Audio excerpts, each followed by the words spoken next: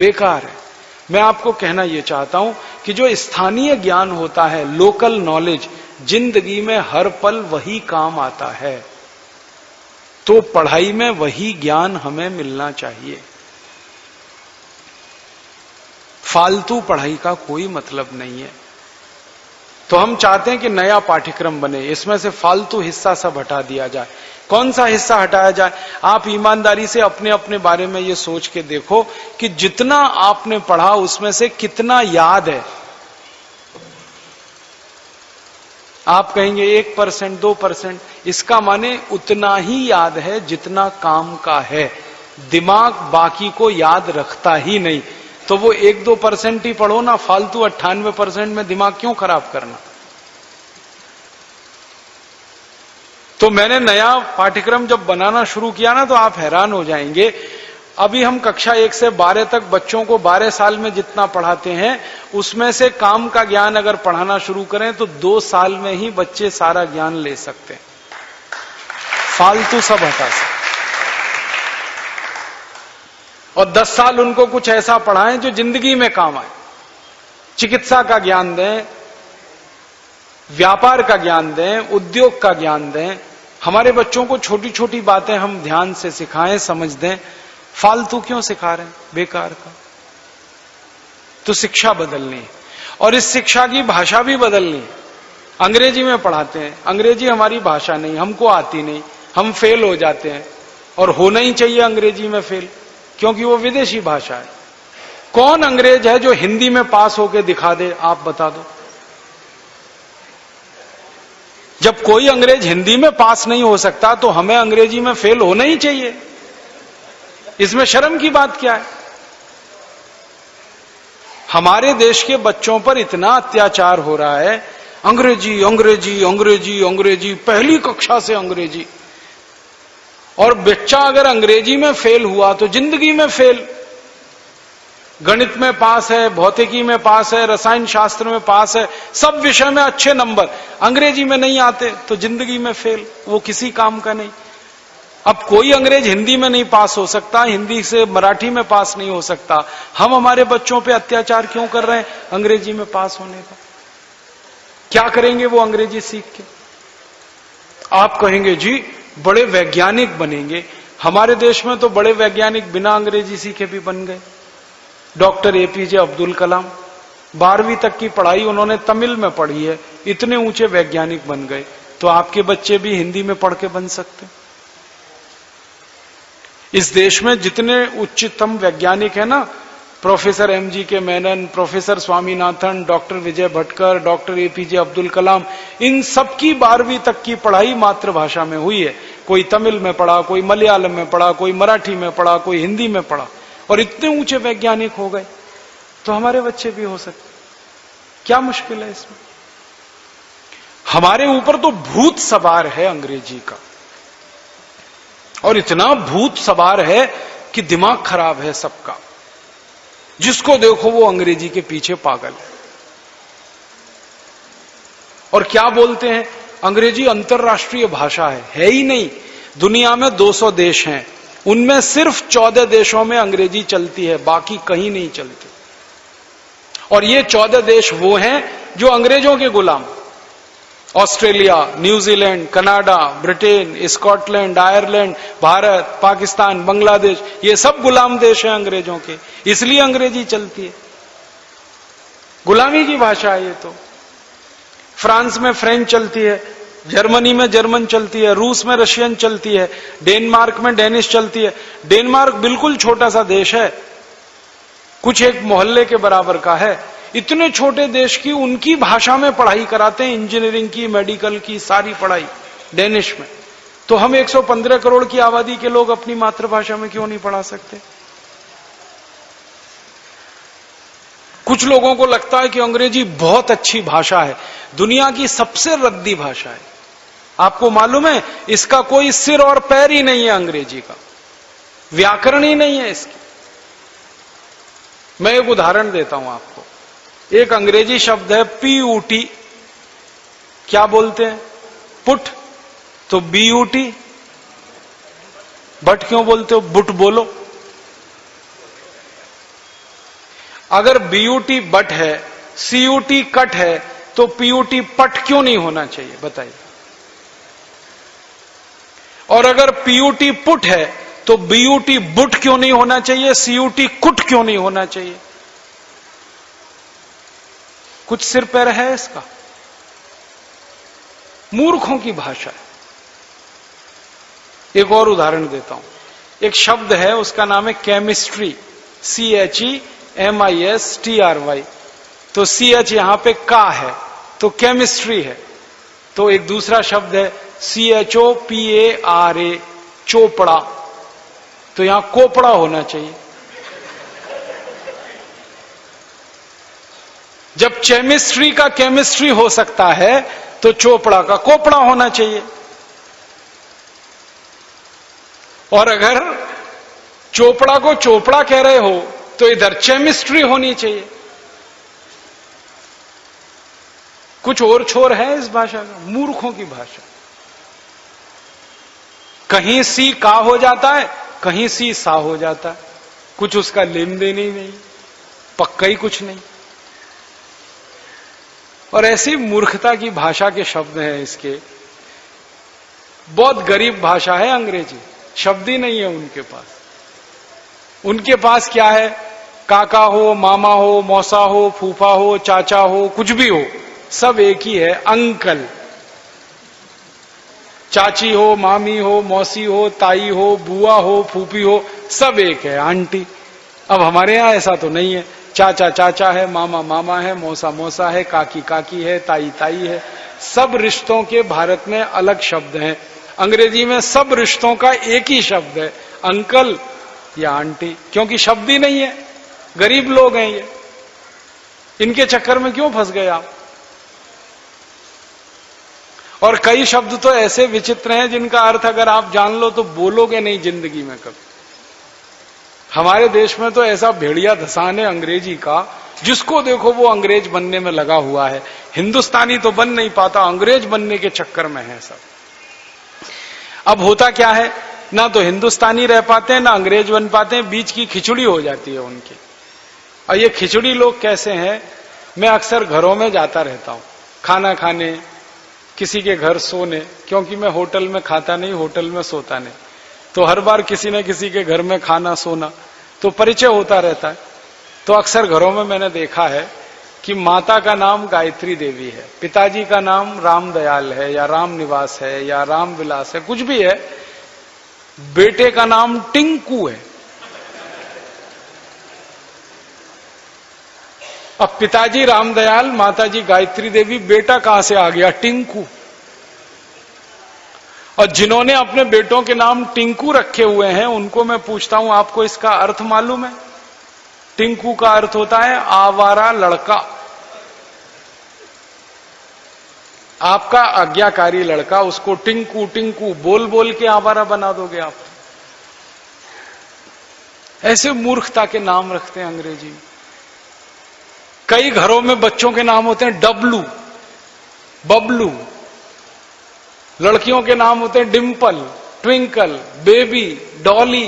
कुछ लेना देना नहीं जिन नामों का, कोई अर्थ नहीं जिन नामों के, उनको बच्चों के नाम रख लेते हैं। और कभी कभी ऐसी मूर्खता करते हैं हम सब लोग।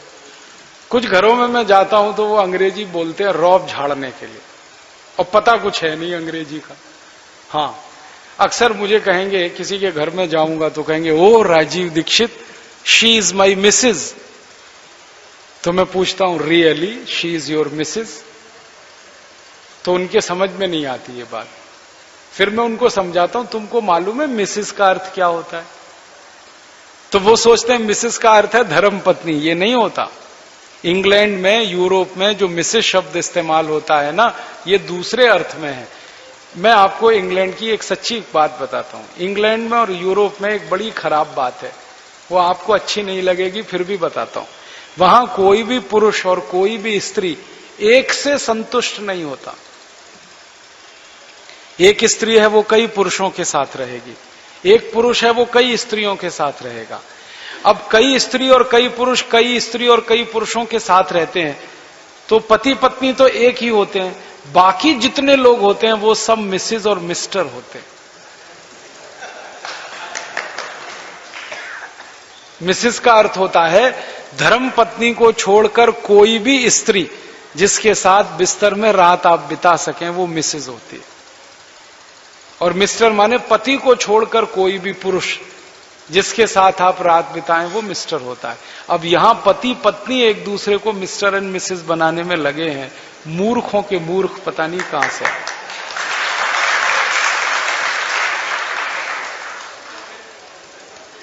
अपने पास अगर शब्द नहीं है तब तो दूसरों से उधार लो, जब है तो क्यों लेना।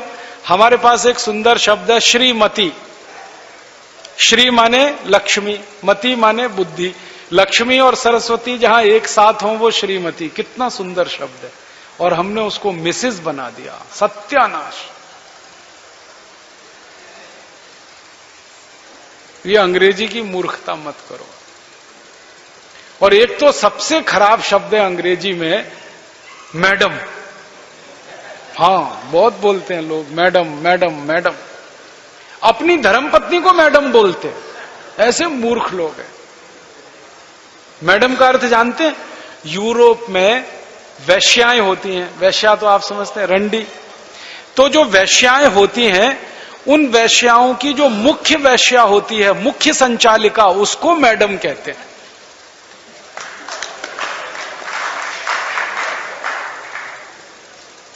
वहां पे वैश्याओं के वो होते हैं ब्रॉथल्स, माने जिसको कोठे कहते हैं हम। तो वो कोठे चलाने वाली, ब्रॉथल्स चलाने वाली जो मुख्य महिला है वो मैडम है। और यहां अपनी धर्मपत्नी को मैडम बनाने में लगे हुए। दिमाग खराब है क्या? छोड़ो ये अंग्रेजी का मुंह, कुछ इसमें रखा नहीं। आप बोलेंगे जी अंग्रेजी अगर नहीं सीखेंगे तो व्यापार कैसे होगा? दुनिया में बहुत सारे देश अंग्रेजी नहीं जानते और खूब व्यापार कर रहे हैं। जापान में कोई अंग्रेजी नहीं जानता। जापान के राष्ट्रपति से लेकर चपरासी तक कोई अंग्रेजी नहीं जानता। सारी दुनिया में जापान का व्यापार चल रहा है। फ्रांस में कोई अंग्रेजी नहीं जानता, सारी दुनिया में उनका व्यापार है। जर्मनी में कोई अंग्रेजी नहीं जानता, सारी दुनिया में उनका व्यापार है। तो हम भी कर लेंगे, क्या मुश्किल है इसमें? और मैंने तो ये तय सोचा है कि जब हम अंग्रेजी नहीं जानेंगे तब अच्छा व्यापार करेंगे, क्योंकि जितने देशों ने अंग्रेजी नहीं सीखी है वो ही दुनिया में सबसे ऊपर गए हैं। मातृभाषा जब आप सीखते हैं और मातृभाषा में पढ़ते हैं, मातृभाषा में सोचते हैं, मातृभाषा में चिंतन करते हैं, तब दिमाग के सारे दरवाजे खुलते हैं और उसमें से कोई गहराई के विद्वान निकलते हैं और तब वो देश दुनिया में नाम रोशन करते हैं। अभी पता हमारी हालत क्या होती है? हम सोचते विचारते तो मातृभाषा में है और उसका भाषांतर अंग्रेजी में करते हैं। हर समय हमको 6 गुना ज्यादा समय लगता है इसमें। आप अपने घर में एक काम करना, घर के किसी छोटे बच्चे को हिंदी में कुछ सिखाना, एक कहानी सिखाना, कविता सिखाना, 1 घंटे में सीख लेगा। फिर उसी को अंग्रेजी में सिखा के देखना, 6 महीने लग जाएंगे और उसमें भी मारपीट करनी पड़ेगी उसके साथ। ये नहीं आता, वो नहीं आता। अब बच्चा बेचारा करे क्या? जो मां की भाषा है उसे वो सबसे जल्दी सीखेगा, क्योंकि सबसे ज्यादा समय मां के साथ रहता है। और जो मां की भाषा नहीं है, विदेशी भाषा है, उसको क्यों सीखेगा? तो बच्चों को मार के अंग्रेजी मत सिखाइए, कुछ उसमें दम नहीं। हमारे यहां ऐसी मूर्खता करते हैं लोग, एक दूसरे से मिलेंगे तो कहेंगे गुड मॉर्निंग। मैं कहता हूं क्यों बोल रहे हो भाई गुड मॉर्निंग? इंग्लैंड में लोग गुड मॉर्निंग बोलते हैं, पता है क्यों? क्योंकि वहां कोई भी सुबह अच्छी नहीं होती। सूरज नहीं निकलता, साल में 6-6 महीने सूरज नहीं निकलता, 8-8 महीने सूरज नहीं निकलता। धुंध धुंध और बर्फ बर्फ यही सब रहता है। फिर किसी दिन गलती से सूरज निकल आया तो वो गुड मॉर्निंग होती है, अच्छी सुबह, क्योंकि सूरज निकल आया। भारत में तो every morning is good morning, हर सुबह अच्छी है। यहां तो रोज सूरज निकलता है, करोड़ों साल से निकल रहा, अगले करोड़ों साल तक निकलेगा। हम मूर्खों के मूर्ख गुड मॉर्निंग कर रहे हैं, गुड नाइट। हर रात अच्छी रात है। इंग्लैंड में तो रात को इतनी बर्फ पड़ती है, निकल नहीं सकते बाहर, इसलिए वो ईश्वर से प्रार्थना करते हैं हमारी रात अच्छी हो, बर्फ ना पड़े। यहां तो कोई बर्फ नहीं पड़ती, सब रात अच्छी है। शुभ प्रभात कहिए, अच्छी सुबह कहिए, कहां गुड मॉर्निंग में फंसे आप सब। और कुछ कुछ जगह तो ऐसा विचित्र मुझे देखने को मिलता है, घरों में बच्चों को अंग्रेजी कविताएं सिखाते हैं। हाँ, ये मूर्ख हिंदुस्तानी जो अंग्रेजी पढ़ नहीं पाए, बच्चों को अंग्रेजी कविताएं सिखाते हैं। कभी कभी मैं किसी घर में जाता हूं तो उस घर के मम्मी पापा बोलते हैं बच्चों को, देख अंकल आए, कविता सुना। तो कविता नहीं, पोएम सुना, पोएम। तो बच्चा टेप रिकॉर्डर की तरह से चालू हो जाता है, वो सुनाता है, rain rain go away come again another day little baby wants to play. अब मैं उस बच्चे को पूछता हूं, तुमको अर्थ मालूम है इसका? नहीं मालूम। किसने सिखाया? मम्मा ने सिखाया। मम्मा को पूछो, अर्थ मालूम है? नहीं मालूम। किसने सिखाया? टीचर ने सिखाया। टीचर को पूछो, उसको भी नहीं मालूम। उसके टीचर ने सिखाया। अब अर्थ मालूम नहीं है, कविता सीख रहे हैं हमारे बच्चे। अर्थ क्या है? रेन रेन गो अवे, बारिश बारिश तुम चली जाओ, यहां पे मत आओ क्योंकि मुझे खेलना है। अब छोटा बच्चा ये भगवान से कह रहा है कि बारिश को वापस ले लो, मुझे यहां पे खेलना है, बारिश चली जाओ, तुम यहां मत आओ। अब ये करोड़ों बच्चे रोज बोलें और भगवान ने सुन ली तो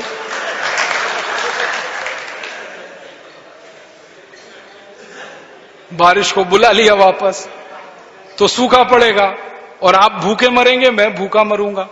क्योंकि भारत में 60% खेती का उत्पादन तो बारिश आधारित है, 40% खेत में ही हमारे यहां सिंचाई है, बाकी खेत तो बारिश पे जिंदा है। और हम बोल रहे हैं बारिश बारिश तुम चली जाओ, यहां मत आओ। ऐसी मूर्खता की कविता बच्चों को सिखाए, अकल पे पत्थर पड़ गए हमारे, कुछ समझ में ही नहीं आता। कभी कभी लगता है दिमाग खराब हुआ है क्या हम सबका। ये अंग्रेजी में से निकलो आप बाहर, बिल्कुल बेकार है। इस भाषा में इतनी कमजोरी है। मैं एक उदाहरण और देता हूं। अंग्रेजी में एक शब्द है SUN, माने सन, और एक शब्द है SON, माने सन। एक सुन होना चाहिए, एक सन होना चाहिए, दोनों सन हो गए। अब पता कैसे चलेगा कौन सा सन है? कोई बोले आपको, इमला बोले डिक्टेशन, और उसमें सन आ गया, तो कैसे पता लगाओगे कौन सा, SUN या SON? पता ही नहीं लगा सकते। ऐसी मूर्खों की भाषा। और एक उदाहरण देता हूं। SUN जो शब्द है ना, इसका मतलब है सूरज, है ना। दूसरा एक भी शब्द उनके पास नहीं है सूरज के लिए, वो एक ही शब्द है, सन। हम अगर संस्कृत में ढूंढें, दिनकर, दिवाकर, रवि, भास्कर, मार्तंड, 84 शब्द हैं हमारे पास सूरज के लिए। अंग्रेजी में एक ही है। कितनी गरीब भाषा है। चंद्रमा के लिए एक शब्द है उनके पास, मून। हमारे पास 56 शब्द हैं चंद्रमा के लिए, संस्कृत में, हिंदी में। तो जिस भाषा में इतनी गरीबी है, शब्द उनके पास नहीं है, उसको क्यों सिखा रहे हो अपने बच्चों को? अपनी भाषा सिखाओ ना। संस्कृत सिखाओ, हिंदी सिखाओ, मराठी सिखाओ, कन्नड़ सिखाओ, तेलुगु सिखाओ, तमिल सिखाओ। तो आप बोलेंगे अंग्रेजी तो मजबूरी में सिखाते हैं क्योंकि नौकरी मिलती है। हम तो बहुत जल्दी कानून बदल देने वाले हैं कि अंग्रेजी में नौकरी मिलेगी ही नहीं इस देश में किसी को।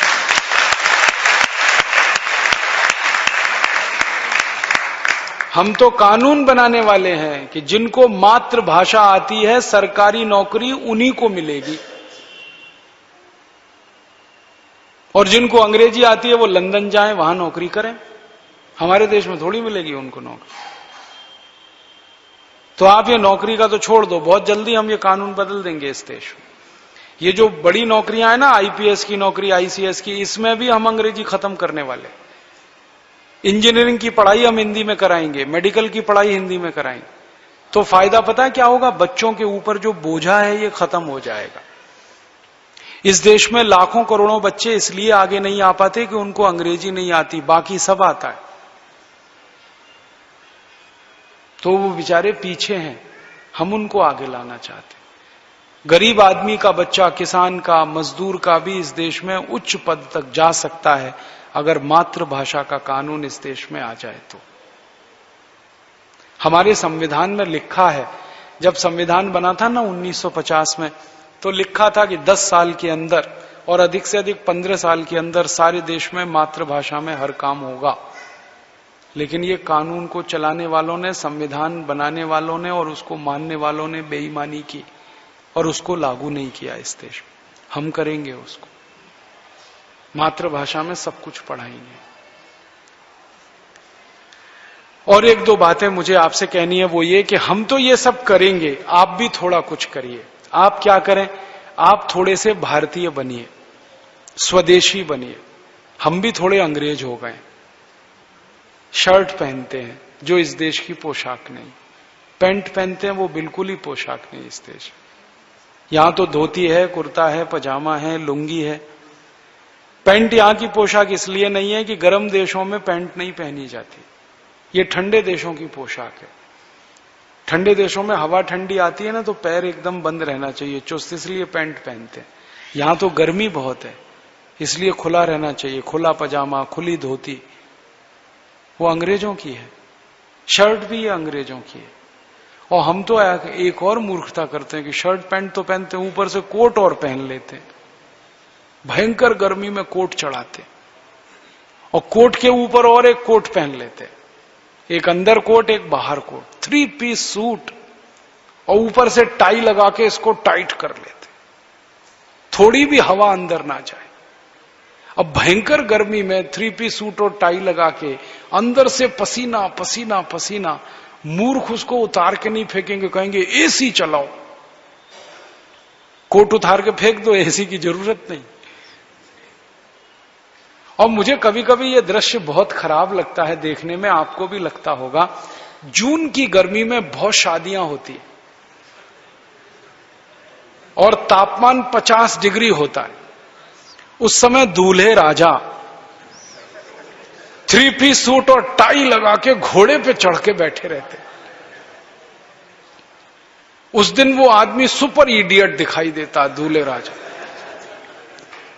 कहां जा रहा है भाई? शादी करने जा रहा है। इसी दिन इतनी मूर्खता करने की क्या जरूरत है? 3 पीस सूट और टाई, भयंकर गर्मी में घोड़े पे चढ़ के बैठा है, पसीना पसीना हो रहा है, उतार के नहीं फेंकेगा उसको। अब उस दूल्हे राजा को मैं कहता हूं, भाई अगर तू 3 पीस सूट और टाई पहन के जा रहा है तो तेरी पत्नी को स्कर्ट पहना, फिर तब तो बात समझ में आएगी। पति अंग्रेज है तो पत्नी भी तो अंग्रेज होनी चाहिए, स्कर्ट पहन के शादी करवा। अब पत्नी को कहता साड़ी पहन और खुद 3 पीस सूट और टाई पहनेगा, क्या मूर्ख है। हमारे यहां कहते हैं पति पत्नी गृहस्थी के गाड़ी के 2 पहिए हैं, अब एक पहिया ट्रैक्टर का, दूसरा साइकिल का, कैसे चलेगी ये गृहस्थी की गाड़ी?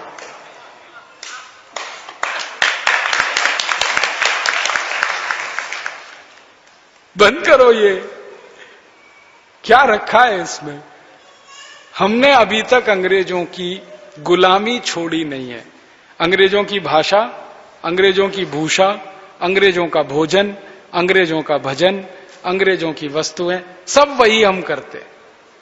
अंग्रेज भाग गए, बाकी सब यहां छोड़ गए, तो इसको भगाना है। अपनी भूषा बदलनी है, अपनी भाषा बदलनी है, अपने भजन भी बदलने हैं। संगीत, आजकल अंग्रेजों के संगीत में नौजवान फंसे हुए हैं। माइकल जैक्सन क्या गाता है समझ में नहीं आता कभी भी, और क्या नाचता है वो भी समझ में नहीं आता। भला किया भगवान ने जो उसको बुला लिया।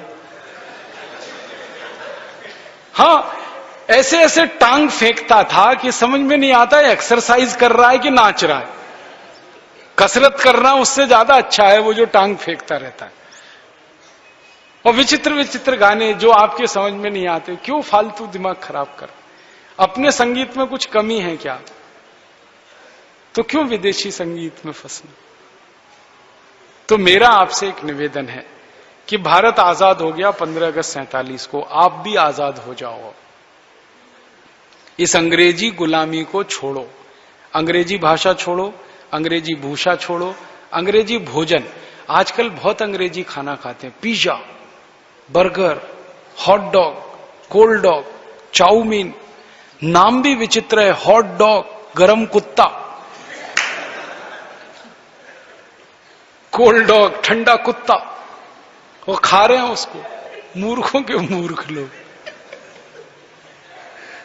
और उसमें कुछ नहीं है, एक पाव रोटी है, डबल रोटी है, काट के बीच में सलाद भर दिया, हॉट डॉग, कोल्ड डॉग। और ये पाव रोटी डबल रोटी सड़े मैदे से बनती है। अमेरिका और यूरोप वाले इसको इसलिए खाते हैं कि वो रोटी नहीं बना सकते आपकी तरह से।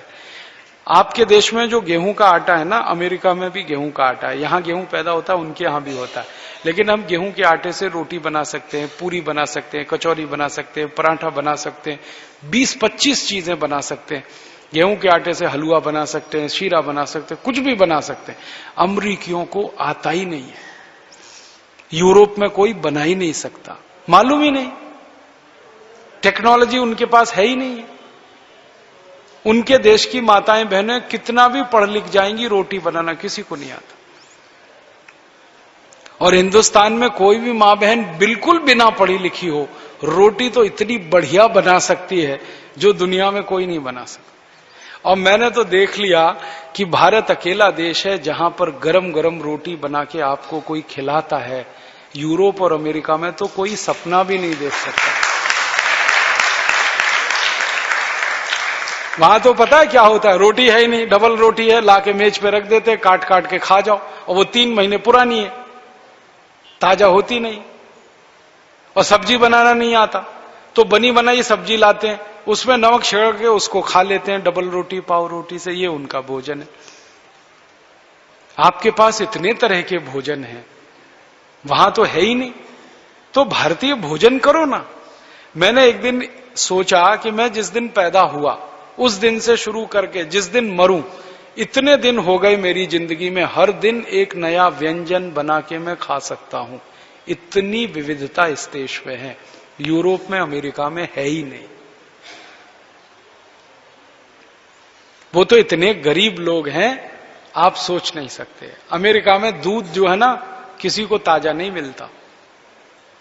आपको ताजा ताजा दूध मिल जाता ना, रोज का रोज, और मिल नहीं जाता, वो गाय वाला गाय लेके आ जाता है, आपके घर के सामने निकाल के दे जाता है। अमेरिका में तो ये सपने की तरह से है। दूध लेना हो तो पुराना मिलता है, 7 दिन पुराना, 10 दिन पुराना, 15 दिन पुराना, और उसको लेने के लिए 200 मील कार चला के जाना पड़ता है। तब एक डिब्बा एक कैन लेके आते हैं और उसको 7 दिन पीते रहते हैं, उसी बासी दूध को। हमारे यहां ताजा दूध हमें मिल जाता है, ताजी सब्जियां मिलती हैं, अमेरिका में नहीं मिलती किसी को। रोज सुबह की सब्जी सुबह, शाम की शाम को ताजा ताजा आती है। अमेरिका में तो सब्जी 15-15 दिन पुरानी होती है। बहुत सुखी हैं हम लोग। अमेरिका में ये सपना किसी को नहीं आ सकता। ये जो घर में आके कोई प्रेस करके चला जाता है ना आपके कपड़ों को, अमेरिका में अगर प्रेस करवाना है तो 50 मील गाड़ी चला के जाना पड़ेगा, और कपड़े छोड़ने पड़ेंगे, और वो 2-5-7 दिन में वापस आएंगे। कोई घर में करके नहीं दे जाता, नौकर नहीं मिलते वहां काम करने को, सब काम अपने आप ही करने पड़ते हैं। और काम करने के लिए फुर्सत भी नहीं है लोगों को, क्योंकि सवेरे 7 बजे से शाम 7 बजे तक भूत की तरह से काम करना पड़ता, 12 घंटे, तब जिंदगी चलती है उनकी। छुट्टी की तो सोच नहीं सकते हो। हम बहुत सुखी हैं। ये अमेरिका और यूरोप में हम फालतू फंस गए, अंग्रेजों की नकल करने में लग गए। ये नकल छोड़ दो, इनकी गुलामी छोड़ दो। अपना देश बहुत अच्छा, अपनी भाषा अच्छी, अपना भोजन अच्छा, अपना भजन अच्छा है, और अपनी दवाएं, अपनी भेषज भी अच्छी है। ये अंग्रेजी दवाएं खाना छोड़ दो। Paracetamol, streptomycin, terramycin, baralgan, butazone, oxyphenbutazone, aspirin, novalgin, analgin, ये सब जहर है। दुनिया के देशों में 20-20 साल से ये दवाएं बंद हैं। भारत में धड़ल्ले से बिक रही हैं, हमें पता ही नहीं है। इन दवाओं को खा के कैंसर हो जाता है, आहार नली का कैंसर, आंतड़ियों का कैंसर। इन दवाओं को खाने से एसिडिटी, हाइपर एसिडिटी, इन दवाओं को खाने से विकलांगता आती है, पैरालिसिस हो जाता है, दिमाग खराब हो जाता है, ब्रेन हेमरेज, हार्ट अटैक। खतरनाक दवाएं मत खाओ। फिर आप बोलोगे कौन सी दवाएं खाएं? अपनी दवा खाओ ना, आयुर्वेद की। सस्ती है कीमत में और क्वालिटी में अच्छी। और आयुर्वेद की सब दवाएं तो घर में है, जीरा है, धनिया है, हल्दी है, आपके पास काली मिर्च है, सौंठ है, अदरक है, तेज पत्ता है, दालचीनी है, शहद है, गाय का घी है, ये सब दवाएं हैं, रसोई में है, इनका उपयोग करो। अंग्रेजी दवाएं मत खाओ। और कभी गंभीर बीमारी हो जाए तो आप होम्योपैथी दवाएं ले लो, वो इन अंग्रेजी दवाओं से ज्यादा अच्छी है, कम से कम उसके साइड इफेक्ट नहीं है। अंग्रेजी दवाएं तो बिल्कुल बंद करो, इससे देश को बहुत फायदा है। 6 लाख करोड़ रुपए साल की हम बचत कर सकते हैं अगर ये अंग्रेजी दवाएं खाना हम बंद कर दें तो। खाली आयुर्वेद की दवाओं से इलाज करें। और आयुर्वेद में हर बीमारी का इलाज है, और आज से नहीं, हजारों साल से है। भगवान श्री राम जब हुए थे ना, तब भी आयुर्वेद ही था, और अब भी आयुर्वेद है, हजारों लाखों साल से। तो आयुर्वेद में बहुत दम है, वरना इतने साल तक कोई चिकित्सा पद्धति चल नहीं सकती। तो अपनी भाषा, उसमें बात करो, अपनी भूषा, अपना भोजन, अपना भजन, अपनी भेषज, और अंत में अपनी वस्तुओं का इस्तेमाल। भारत में बनने वाली जो स्वदेशी वस्तुएं हैं उन्हीं का प्रयोग करो, विदेशों से आई हुई वस्तुओं का प्रयोग मत करो, विदेशी कंपनियों की वस्तुओं का प्रयोग मत करो। जैसे हमारे देश में इस समय 5000 विदेशी कंपनियों की वस्तुएं बिकती हैं। Pepsi cola, Coca Cola, Colgate, Closeup, Pepsodent, Cibaca, Forhans, Lux, Lifebuoy, Liril, Rexona, ये सब विदेशी। इनको मत खरीदो, क्योंकि इनसे 2,32,000 करोड़ रुपए का नुकसान देश को होता है। आप जो भी विदेशी वस्तु खरीदोगे उसका पैसा विदेश जाएगा। अब भारत का पैसा विदेश नेता लेके जाए स्विस बैंक में, या भारत का पैसा विदेश जाए आपके द्वारा विदेशी वस्तु खरीद के, नुकसान तो दोनों में ही देश को है। इसलिए ये फालतू विदेशी वस्तुएं मत पियो, मत खरीदो। अब लोग मुझे ये कहते हैं कि ये पेप्सी, कोका कोला जैसी विदेशी वस्तु हम इसलिए लेते हैं, इसमें क्वालिटी है। उसमें कोई क्वालिटी नहीं है। एक बार हमने उसकी जांच कराई तो पता चला उसमें जहर है। Endosulfan, malathion, dichromate, monocrotophos, chlorpyrifos, ऐसे 14 जहर मिलाकर पेप्सी कोला बनता है। और आपको मैं एक सच्ची बात बताता हूं, अमेरिका के ये पेप्सी और कोका कोला को भारत के बहुत सारे किसान फसल पे छिड़कते हैं कीड़े मारने के लिए, और कीड़े मर जाते हैं इससे। इतना जहर है इसमें पेप्सी कोक, मत पियो आप उसको। और ये पेप्सी कोक में एक एसिड है, फास्फोरिक एसिड, इसी एसिड से फिनाइल बनता है, हार्पिक बनता है, और फिनाइल और हार्पिक से हम टॉयलेट साफ करते हैं। पेप्सी से भी कर सकते हैं, मैंने करके देखा है, बहुत अच्छा साफ करता है। एक बार मैंने 1 महीने तक मेरे घर का टॉयलेट साफ नहीं किया था, पेप्सी कोला लाके संडास पे गिराया, पानी से 2 मिनट के बाद धोया, झकाझक सफेद, एकदम साफ। उस दिन से मैंने बोलना शुरू किया, ठंडा मतलब टॉयलेट क्लीनर। अब इसे हम पी रहे हैं और घर में आने वाले मेहमानों को भी पिला रहे हैं। एक तरफ कहते हैं अतिथि देवता होता है, देवताओं को ही संडास साफ करने का पानी पिलाते हैं। और कुछ मूर्ख अतिथि ऐसे घर में आते हैं, कहते हैं ठंडा लाओ, माने पिलाओ हमको टॉयलेट क्लीनर। क्यों पैसे बर्बाद कर रहे हो फालतू चीज पी के? बंद करो इसको, अच्छा नहीं। फिर आप बोलोगे क्या पिए? गन्ने का रस पियो, संतरे का रस पियो, मौसम्मी का रस पियो, अनार का रस पियो, नींबू की शिकंजी, नारियल का पानी, कुछ नहीं मिले तो घड़े का पानी पी लो। पैसे बचेंगे, शरीर भी अच्छा। ऐसे ये विदेशी टूथपेस्ट बंद करो, कॉलगेट, क्लोजअप। दांत साफ करना है, नीम का दातुन, बबूल का दातुन, करंज का दातुन, tax free, cost free, side effect नहीं, एक्सपायरी डेट कुछ नहीं। गली गली गांव गांव मिलता है, हर समय उपलब्ध है। मैंने एक दिन हिसाब निकाला कि सब लोग कॉलगेट बंद करें, क्योंकि बहुत महंगा है। 30 रुपए का 100 ग्राम है कॉलगेट, 300 रुपए किलो। गाय का घी 150 रुपए किलो, कॉलगेट 300 रुपए किलो। और पढ़े लिखे मूर्ख लोग क्या कर रहे हैं? 300 रुपए किलो का पेस्ट मुंह में रगड़ के थूक रहे हैं, और 150 रुपए किलो का घी रोटी पे लगा के खा रहे हैं। सस्ती चीज खा रहे हैं, महंगी चीज थूक रहे हैं, और कहते हैं हम बहुत स्मार्ट हैं। तो मैं कहता हूं और स्मार्ट बनो, तो पूछते हैं क्या करें। मैं कहता हूं ये 300 रुपए किलो का कोलगेट थूकते क्यों हो, रोटी पे लगा लगा के खाओ, क्योंकि गाय के घी से महंगा है। पैसे की बर्बादी क्यों कर रहे हो, ये कोलगेट क्लोजअप बंद करो। सस्ती चीज है, दातुन करो, दांत अच्छे हैं साफ रहेंगे। नहीं तो दंत मंजन कर लो, लाल दंत मंजन, काला दंत मंजन। अब तो हमारे पतंजलि योगपीठ का भी दंत मंजन है, दिव्य दंत मंजन, वो ही कर लो। पैसे हमारे ट्रस्ट में आएंगे, हम देश का काम कर लेंगे उससे। ऐसे ही आपको निवेदन है कि ये विदेशी टूथपेस्ट के साथ शेविंग क्रीम भी मत खरीदो। पामोलिव, ओल्ड स्पाइस, रेशमिक, दाढ़ी बनाते ना, ये बंद करो शेविंग क्रीम, फालतू खर्चा है। इसकी जगह पे दूध से दाढ़ी बनाओ। थोड़ा दूध ले लो, आधा चम्मच, खूब अच्छे से चेहरे पे रगड़ लो, फिर रेजर चलाओ, बहुत चिकनी दाढ़ी बनती है। मैं 15 साल से बनाता हूं। 4 फायदे हैं। पहला फायदा है कि दूध लगाओ तो चेहरा चिकना हुआ, तो रेजर आसानी से चलता है, तो ब्लेड की लाइफ बढ़ जाती है। दूसरा फायदा, दूध लगाओ तो गंदगी निकल जाती है, गंदगी निकलेगी तो कील मुहासे नहीं होते। तीसरा फायदा, रोज दूध लगाओ तो चेहरा चमकता है और फोकट में स्मार्ट बन जाएंगे आप। कल सवेरे से ही चालू करो दूध से दाढ़ी बना। और दूध ना मिले तो दही से बनाओ, थोड़ी दही ले लो, चेहरे पे लगाओ, दाढ़ी बनाओ, बहुत अच्छा है। मैंने हिसाब निकाला, सारी शेविंग क्रीम हम बंद कर दें और दूध से दाढ़ी बनाना शुरू करें तो दूध ज्यादा बिकेगा, तो किसानों को उसको मुनाफा मिलेगा, तो गाय बैल भैंस ज्यादा पलेंगे, तो गोबर ज्यादा होगा, तो खेत में गोबर का खाद डलेगा, तो यूरिया डीएपी बंद हो जाएगा, तो जहर भी हमारे खाने में नहीं आएगा। कितना बड़ा फायदा। और ऐसे ही मेरा निवेदन है, ये साबुन जो लगाते हो ना, लक्स, लाइफ बॉय, सब बंद करो।